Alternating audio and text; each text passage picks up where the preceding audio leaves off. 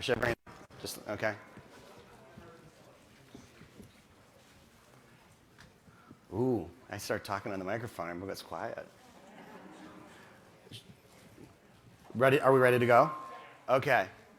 Welcome, everybody. I hope you had a great lunch. Good afternoon. So we're going to talk about how to thrive in a winner-take-all market. Okay. So for those folks who don't know who I am, my name is Joe Solari. I help authors build great businesses. If you use this code or go to that, you can download these slides. And if you downloaded prior off of the program that they had, those slides aren't good anymore. I actually updated stuff today from some research that I had found actually was reading on the flight out here. So there's going to be some interesting stuff that first time ever we're going to kind of look at here. Not that I necessarily have got anything figured out with that stuff, but I just think it's really interesting and kind of plays to what we're going to be talking about today. Why should you even listen to me? Who's this guy, Joe Solari? Like I said, I help authors build great businesses. With my partner Lisa, we work with over a dozen authors that are doing 6 and 7 figures. And I think what's important to understand about what I've experienced in this industry is that when I came to the very first 20Books conference, we didn't even have a business. We didn't have any customers that could do this. But I saw the opportunity there of people that needed help in building a publishing business, and with my skill set was able to support them. And I tell you that story so that you understand the opportunity set that is in the publishing business, that there are people that are working at that level. What we're gonna do is, I got this agenda here. This is all stuff that's based on my book Advantage. If you're not familiar with that book, this is research that I pulled together because I was looking at about 6 of those clients that are doing high 6 figures, 7 figures, and they all had conflicting ways that they were certain was behind their success. In fact, diametrically opposed, but all were equally successful. And for me, I was looking at that and I needed to understand what was going on, because if person A was doing this, maybe I needed to tell person B to do that too, right? To help everyone's business grow.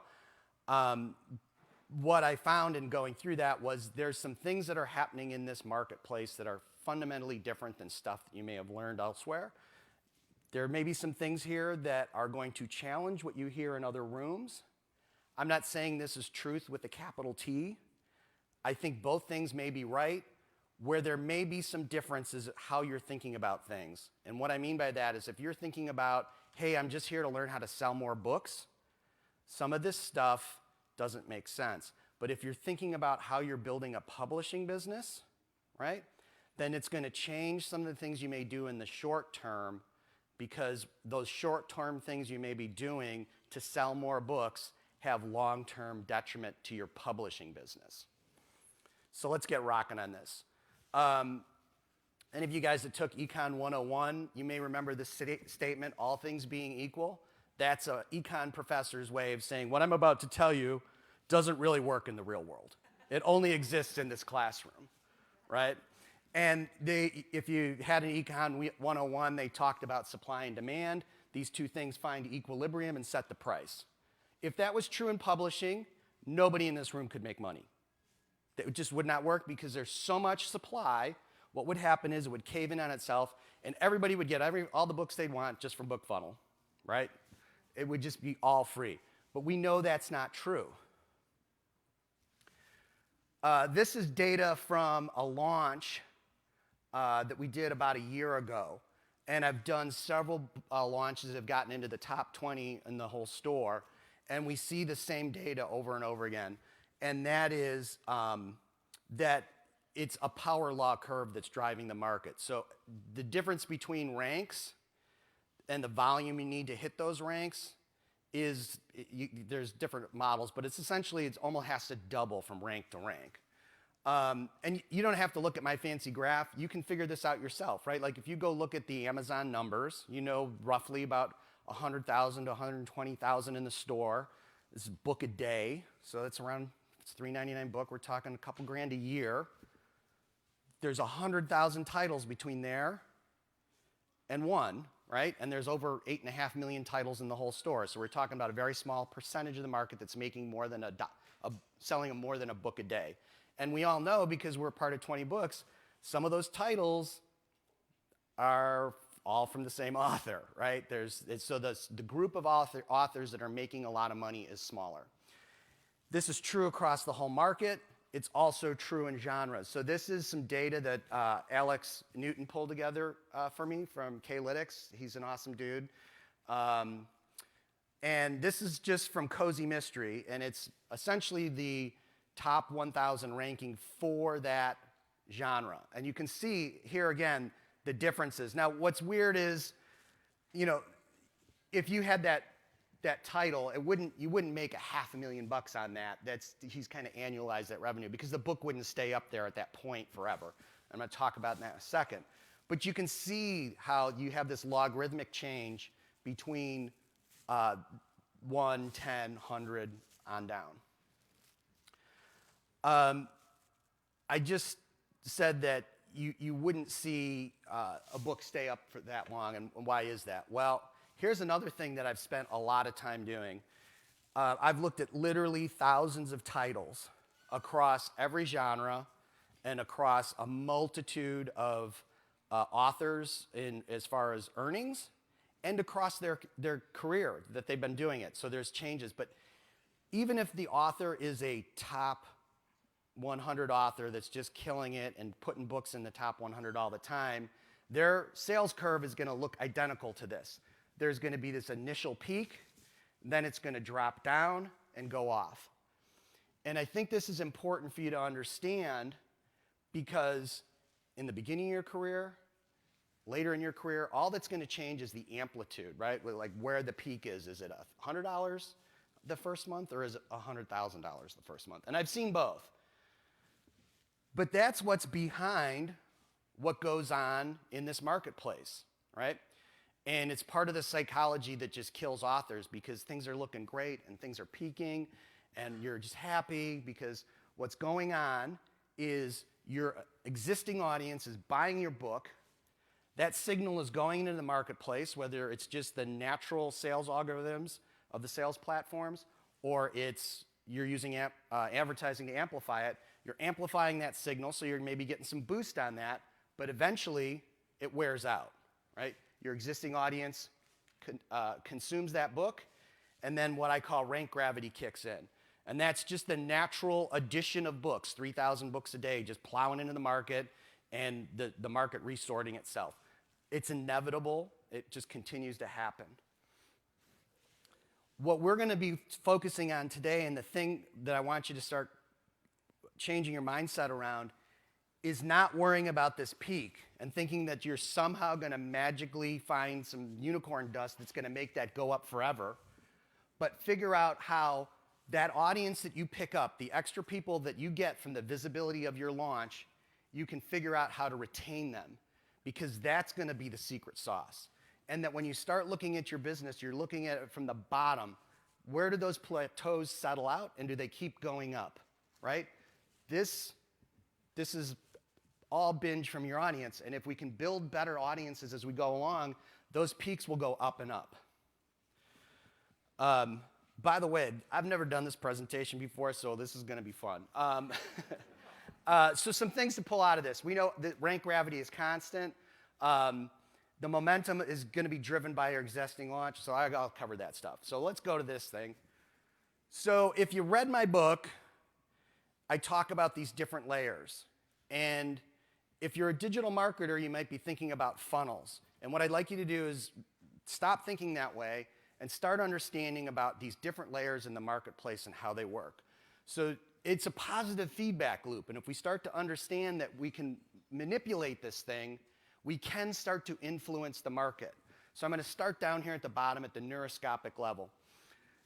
You have this superpower in marketing that generally authors throw to the side. Your audience is creating images and connections and relationships with your characters and your story world in their head. Your stories are physically manifesting in their head, and then we go to buy more books. if we start to exploit this relationship that your customer has, and that they are starting to associate their identity with your story brand, we can use that to go to the next level, which is pulling a community together around people with a like identity. Just happens to be that identity is your book brand, your characters, right? We got a Star Wars guy here. We got a lot of people that are Harry Potter fans. That's part of your personal identity. And when you can find other people like that, you're going to want to connect with them. Once we have a group like that, we can start using that pure signal and sending it into the marketplace that is designed purposely to amplify and sort that to find more people like it. That's essentially what the algorithm is doing. It's saying, hey, this guy, we've got people that are buying like this. They're buying above average purchases against what we know the average should be for this genre. We're going to send it to people that are 80% like those, 70%. And as soon as they start to see that drop off to something that's below average, they quit pushing your book. But the better we can get this signal to get conversion, the better this whole thing works. The opposite of this is that you focus on building a huge audience, and you do all kinds of discount stuff, and you have a really convoluted signal, and you send that into the market, and guess what you get? Convoluted results. So this is part of what we're trying to do, right? And the results of this is, from this current round, the part that is hard for authors is that the advantage comes in the future round, right? We're going to compound that. And so if we don't start thinking about some ways to how we can retain customers and how we can get that community piece working, we're always going to have trouble getting to that next level. So the success of this whole thing is contingent on the retention of readers from the current launch. So let's go back down to that neuroscopic level again. So there was a project called Significant Objects. You can go find this website. This study's been done. And the whole process, what they did is they went and bought stuff at flea markets. Okay? And they had fiction writers write a fictional story. It didn't say, hey, buy this, do anything. They put the fictional story and the object up on eBay and ran an auction. So this particular item, this creepy rabbit thing, sold for $24, and I've just got the first paragraph of that story. And they picked some fiction writers that had some notoriety, some didn't, to test this out. But the idea of this whole thing, why I bring this up and why it's so interesting to me is that what has meaning has value. And that value is created by those words on that paper, not by the scabby bunny, right? And you guys are doing that in your stories. That's where this magic happens. This is the Trojan horse that you're able to use by taking your story and using that as your main marketing mechanism. And what you're going to find when you start doing that is it's a lot easier to market because you're good at that shit, right? This isn't like, oh, I got to think about a good copy and what's the blurb. And it's like when you start thinking about how emails from your character might be written or how you can start to blur the lines between your story world and the real world, the magic starts to happen with your customers when they are experiencing your marketing, because it's not feeling like marketing anymore. It's feeling like a way that they can access more time with your characters.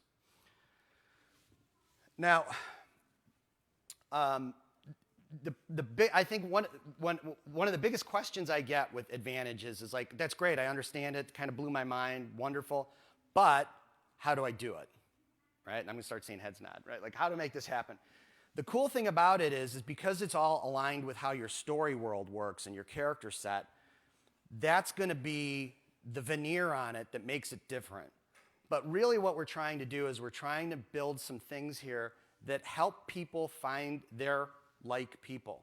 And the biggest thing that if you come out of this and start changing and looking at in your business is how community can work for you. And this isn't about just setting up a Facebook group, okay? It could be Facebook, it could be email. Where you find your best place for your fans to congregate isn't as important as figuring out how to help them find each other. Now this is where we can start. I'm gonna I found this report, came out of Carnegie Mellon, and like originally when I did this presentation, this wasn't planned to be in here, but when I started reading this stuff, I was like, oh wow, this is pretty crazy stuff, and we need to talk about this. Because again, I think we get into this whole idea of bigger is better.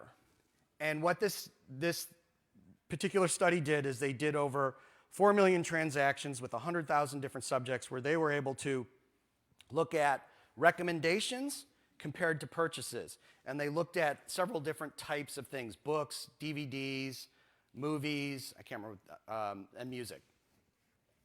What they found out is that in very few instances did you ever establish a massive clustered community like this, right? So each one of these are nodes, and they're able to track who they're connected to.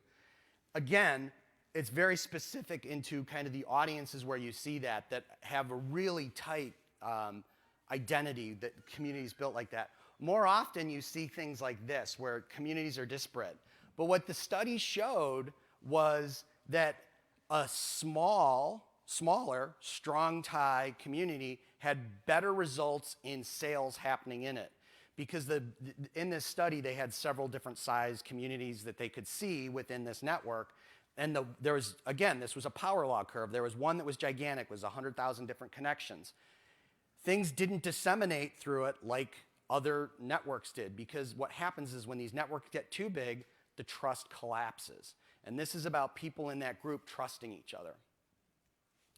Now, this is another thing, and what I'll do is, if you do sign up for that, I'll make sure that I'll email you this report or a link to it, because there's some crazy stuff here, and I know it's hard to see on these things, but they're looking at books, DVDs, music, and video, and these are the number of purchases by the number of outgoing recommendations, okay? So like this is really sweet for music. Like, guess what? You get more recommendations coming to somebody, there's more opportunities to sell, right? And they're measuring like out here, 100 recommendations can result in 4 to 5 sales.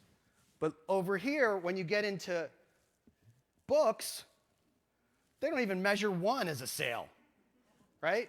And what happens is over time, the error bars get wider and this thing falls off. So what's interesting to me, and I don't know what to fully make out of this, is something I want to explore further, but it's like, that's showing me like the more recommendations you may get are better for sales, you know?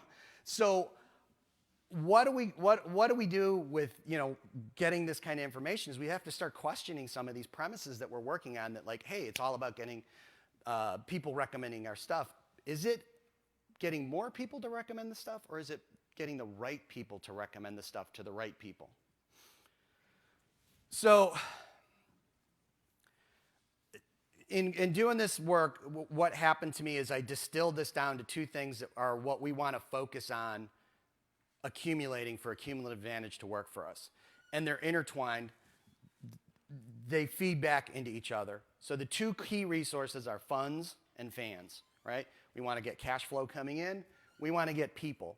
And they're interconnected because you need funds to go find fans, and fans are the main source for your funds. So if you start thinking about how you're designing your publishing business, not as a marketing mechanism, but as an accumulator for funds and fans, you're probably going to start making some different decisions. And what you're certainly going to do is you're going to start to understand this idea that bigger isn't better. Better is better, right? More and more people are finding that their results from accumulating a massive audience is they're spending a lot more time now culling that audience because the people aren't the right type of customers. And I believe that boils down to you're constantly singing in a noisy signal back into the marketplace, and it's returning noise to you. So the better you can hone that signal, the better chance you're going to get the right kind of audience.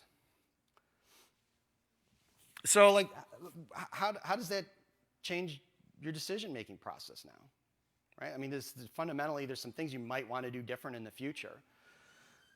I think there comes to this whole thing like, well, how do I go and discover people? And what do I do now that I'm in a market? And, you know, I do know advertising works for me. I'm not against advertising. What I'm saying here is you may want to think differently about how you advertise. And how that comes into play is, are you running campaigns that are about long-term customer attraction, right? And how are you doing things to retain those people when they come in? And how are you doing things to give them the time to know, like, and trust you? And I think one of the things that we're seeing happen here that's going to switch is you're still going to need that kind of direct marketing stuff going on, because you have to use that to activate that community, right? It's hard, there's a lot of people that love to read your books. They're not going to sign up for a newsletter. So you're going to need some mechanism like a reminder program of ads that says, hey, the new book's out. It's just about getting some visibility. But again, it's having that fundamental difference of how you do stuff. And anybody, some of you guys I know are part of, I've got a free membership area called Autoresponder Advantage. And we're trying to figure this stuff out collectively on how to do this with email. And what I'm trying to do with this is kind of show folks is like, this is the traditional funnel. You probably can see this thing in your sleep. And you probably have like things in place for how you deal with this stuff. But I think what gets forgotten a lot in the industry is this bottom part. Like, what are you doing down here to make sure that once somebody does come into your awesome 5-step funnel, that you do what needs to be done to make them a customer and to retain them? Because what happens if we start to build this stuff, we get two self-fulfilling prophecies kind of happening here, right? We get this new audience that comes in, we get some new people, we've got some things in place so that we indoctrinate them and we get them to understand that they found their people, and we give them some ways to participate in this community, and now we have them around so that in the next launch, they're ready to be sent out as that signal again, and we just rinse and repeat. And if we can build these systems, things start to change in how your business runs. So what I want to do is I want to kind of jump into some strategies. I know I said in my first slide that there was going to be 3, but wait, there's more. You're going to get 4 strategies today. So the first one is what I've been kind of talking about. What is your ideal reader? And what are you using to attract that reader? And this is from a research paper that Google put out about a year ago. Cecilia Mecca actually turned me on it. I don't think she's here, but she's the one that kind of found this thing. And it's thinking about how over time things trend differently, right? So like free and cheap used to be pretty good ways to attract people on Google to get stuff. Now, best performs better. So are you still hooked into the wrong types of keywords and strategies that is about getting easy discount customers versus good customers? And understand what you can also do to deter the wrong customers, right? There may be some things you need to do to kind of repel the people that you don't necessarily want to have, because if they get involved in that signal in the future, you're going to probably find more people like that.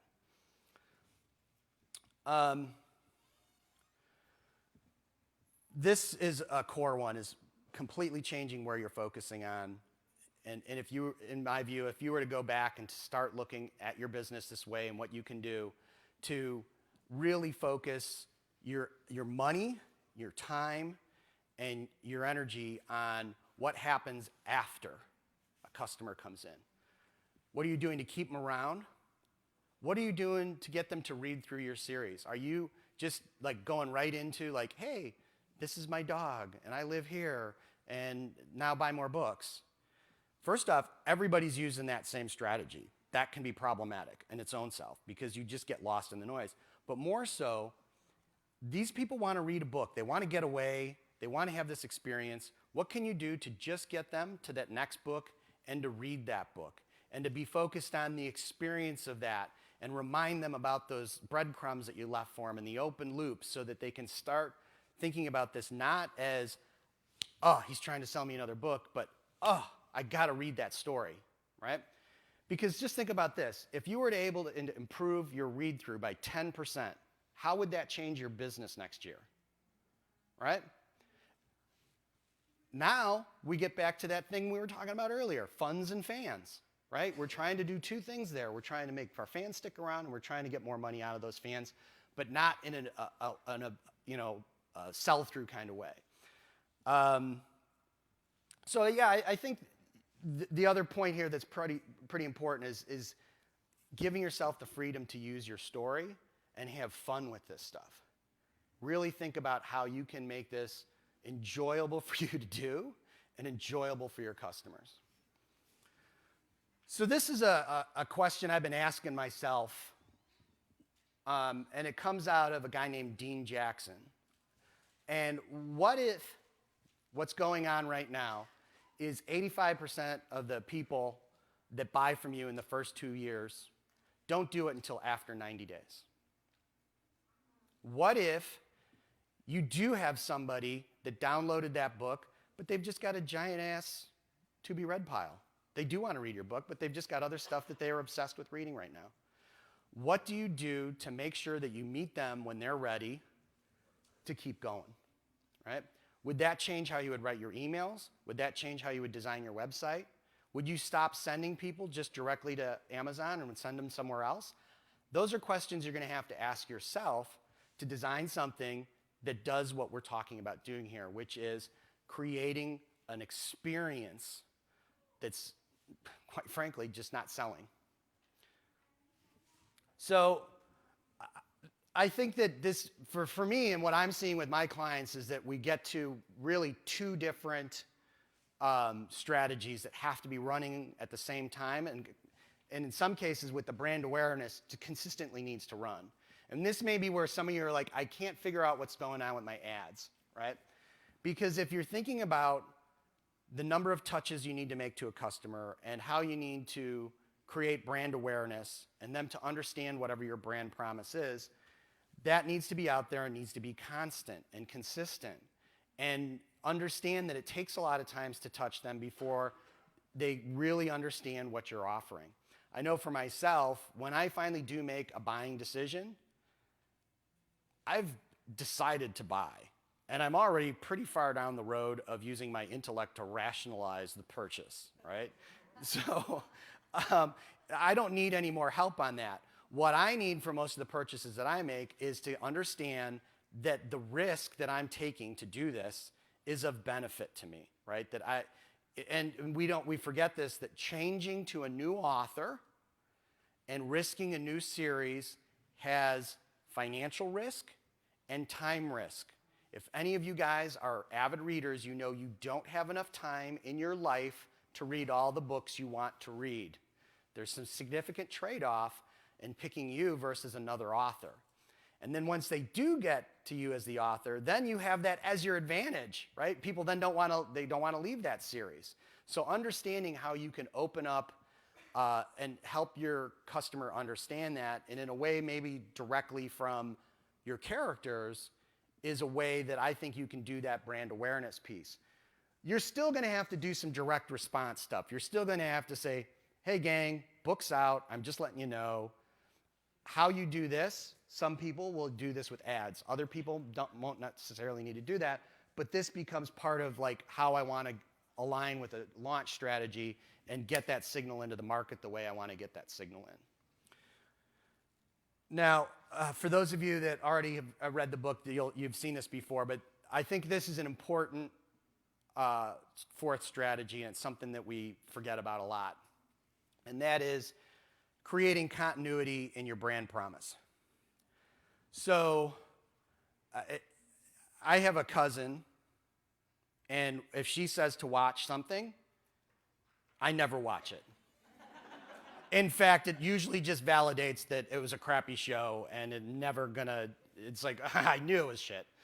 I've got other people that the minute they say something, I'm on my phone making a note to watch that or read that. That's because I value their vision of what they like, and it aligns with mine. I think as authors, what we can start thinking about is this community. How do we help them to do that? So if people trust me to say that what I like is what they like, how do you help them communicate that message? Like if you were going to give me a sales pitch about your book to tell somebody that would be a potential fan, what would that be, right? And think about how you can use that in your brand awareness to keep messaging that and subliminally just getting that so that when they talk, they pretty much hit that and when they explain your book. Because we're all kind of crappy at that, right? So if you can get that messaging better, then they're going to have a better job at doing that. And then when they tell that person, right, and they go read your book, you have to deliver. Like if you don't deliver it, not only have you lost your credibility, you've blown the social capital that this person just spent for you to get them to read your book. And I think sometimes that happens, right? So if you don't understand what your brand promise is, how can you expect your customer to articulate it to another potential customer? And is it in all of your product? I don't know. So with that, there's your QR code if you want to sign up. We do capture your email. That's just because I know I always have like mistakes in my slides and extra stuff to send you. I'll send you an email or two to make sure that you get all the content you want. You can also, when you go there, you can sign up for a free session with me. If people don't know, I have been offering this to 20Books since I've been around. You can book 20 minutes with me. We can talk about your business. It can be about this stuff. It can be about business stuff. It's confidential, and it's something that I find is just really good for. Did you turn me off? Oh. What are you saying, Mary?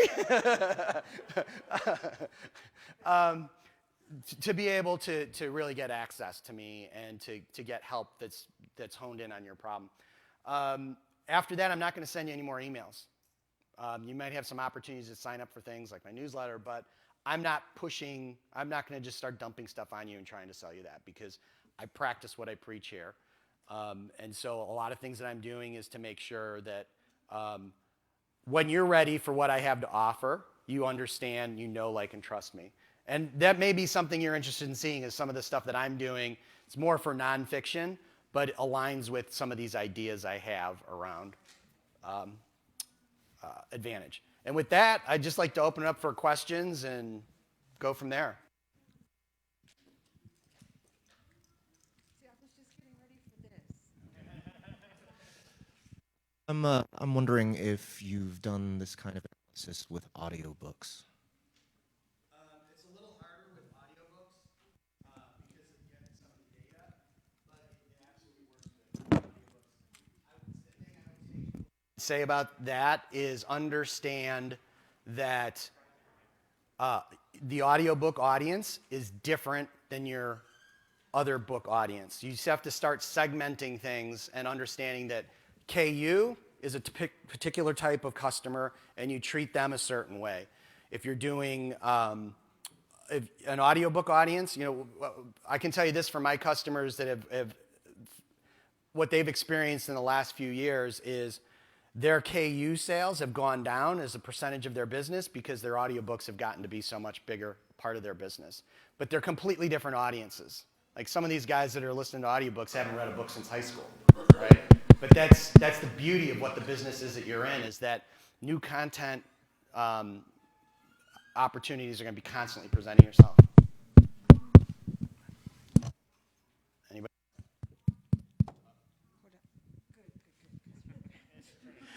I've got one. Do you have any examples that you can give of somebody who's doing this really well right now?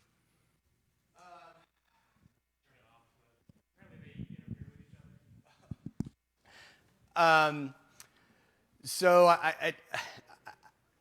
I would say probably the best place to get some examples of some of this stuff is in that autoresponder advantage where we're trying to work together to do that. And there's some folks that are sharing things on how they're kind of building these things out. I think there's some good newsletters out there. I think Pippa Grant's got a good newsletter. I'm trying to think who else I've seen recently that's got some good stuff. There are some good websites that are starting to come on now where people are starting to make it. I'm trying to think of her name. Tilly. She writes she writes like historical fantasy. And she's built this kind of thing where, and it's kind of part website, part newsletter around kind of transiting points in her world. It's like a train station, library kind of experience. It's pretty cool. But part of this, I think, is we're all trying to figure this stuff out while we're doing this. And that's what I'm trying to facilitate in this is like, hey, I don't have the 7 secrets here. Like, I've got some ideas. Let's figure this stuff out and share it with each other. Because if you get the bones right, you know, you've got multiple different series. You could do 3 or 4 different flavors of this in your case.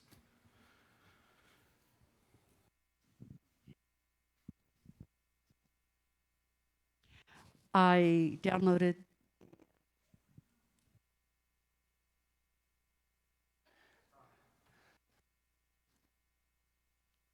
the PDF and it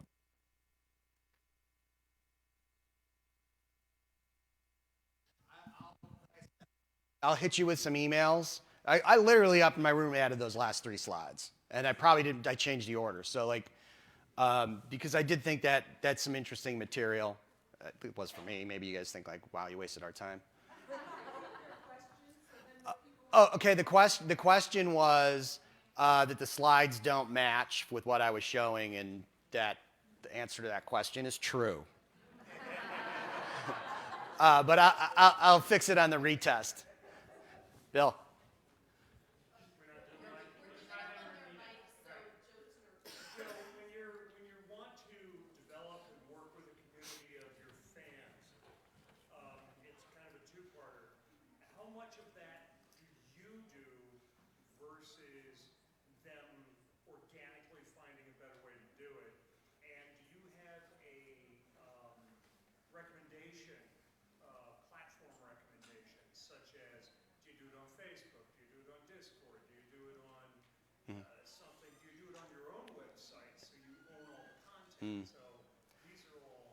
Yeah, so the question was how much do you let it go that you do it or your fans do it, and then what are some ideas of some platforms? And this kind of gets back to your question, Kevin, and makes me think of some ideas like if you can talk to Chris Kennedy, this guy has got it figured out. He just had a convention at a KOA campground. Bet that wasn't on your list, Bill. Okay, so he's doing most of this with a Facebook group, newsletter, and just stuff that he's allowed his fans to really have full reign of that group. And I have to say, he taught me something because I was very resistant to that idea because I come from that mindset of like, it's your IP, you can't let these people do that. And he's like, no, they know what they want, and I don't have the time. And these people are showing up to Dragon Con in $500 outfits, dressed like his characters. He's doing something right, okay? So when you do that, when you have that kind of stuff going on, it's not hard to sell him ebooks, right? It's not hard to get him to show up for every one of his Kickstarters that he's done, right? So that kind of stuff, I think there's some, I would now answer that question differently, knowing that it's like the more you can get your fans to do it, means less work for you, and the more it's gonna fulfill their need. They're, as a collective group, they're just smarter than us, right? And it's their money. Anybody else? What's our clock saying? We got 1:30.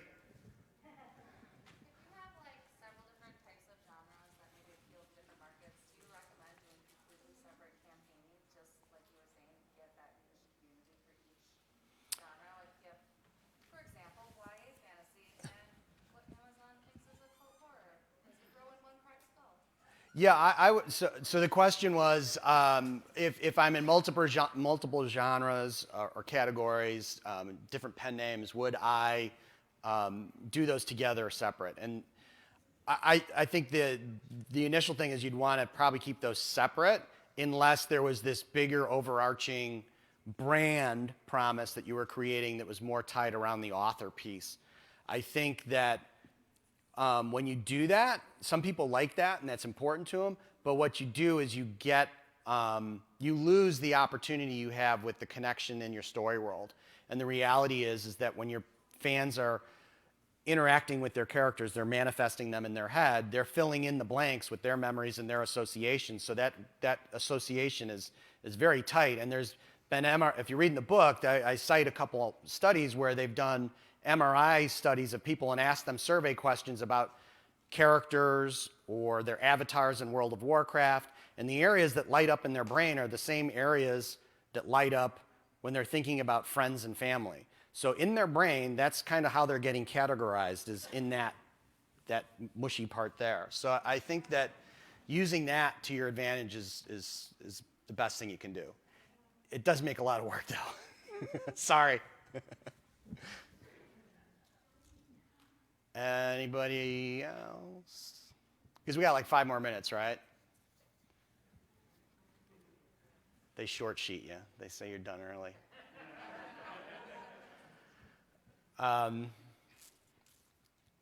Yes? So you mentioned sending emails from your characters. What are some other examples of specific ways to blur that line between the fiction and the... Jamie, you want to explain what you've been doing? Okay. Yeah. Okay. So I'm going to use Jamie as an example.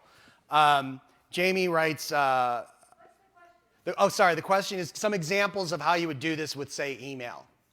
And Jamie, he writes paranormal, but it's based around paramedics, and there's these calls that happen. So the different stories are based around these paramedics going out and dealing with supernatural events. Good enough? All right. What he did for his series to kind of supplement that was he created emails that were coming from the call center, because these things initiate from a call. So it's like, oh, you get to see behind the scenes in the call center. I also know you did a thing where there was like a zombie that is a cook, right? So you've done like recipes and, right? Like, so that's the stuff that you can have fun with. I know Ernie Dempsey does this on YouTube, but like whenever he does a book, whatever like area it happens in, he does a bunch of recipes that he cooks at home and that are related to the kind of the story. So I mean, those are the kind of things that you start having fun with. And I mean, if you get really granular about this, you could start segmenting like, hey, there's a portion of my people that really want to know me and want to have that author interaction. I'll send those different emails than folks that are more character focused. But one of the things I think will change when you do this is, in the case of what Jamie's doing, is that's on read through, right? So if you start thinking about, hey, I've got a couple series, some of these are long. If I'm creating autoresponders that people are getting when they trigger them by the books that they're in, like you're meeting them where they are. And you can then use, I mean, if you get really good at this, you're dropping stuff in books to set them up for like, hey, in email 2, I start talking about this open loop to remind you, because I know that's going to make you go to book 3, right? Start to make those connections. That gets to where like now you're not having to write as much newsletter stuff, because where they are, you almost don't want the newsletter to interrupt that. You want them to just kind of stick bouncing between those books, and then when you get to the end of the series, where do you want to send them next? Because I know with some of my clients is like, they can't even remember all the stuff they've written. Like they've written so much stuff and they have so many series, like where should they go next? Oh, and here's another horrible thing you're going to find out when you go back and do this. It's like all the broken stuff in your books. Like, oh, the back matter is just trash and needs to be fixed. But, right? Yes? For someone who's about to publish, like what would you say is the thing that you want to maybe focus on? Because you can't think about like retaining and like back. Yeah, absolutely. So, so the question is, if you're just getting started, what should you do, because you don't have a big, you don't have a series, and so you're really in a position where you need to build a list. And if you, again, with this autoresponder advantage, and there's nothing to sell there, it's free. It's just where we're trying to figure this stuff out. I've got a lot of stuff there for just that. Like, how do you get somebody who joins through BookFunnel to read that book, right? That is a huge hurdle. I hate to break it to you. I love Damon and I love BookFunnel. I love Story Origin, what they do.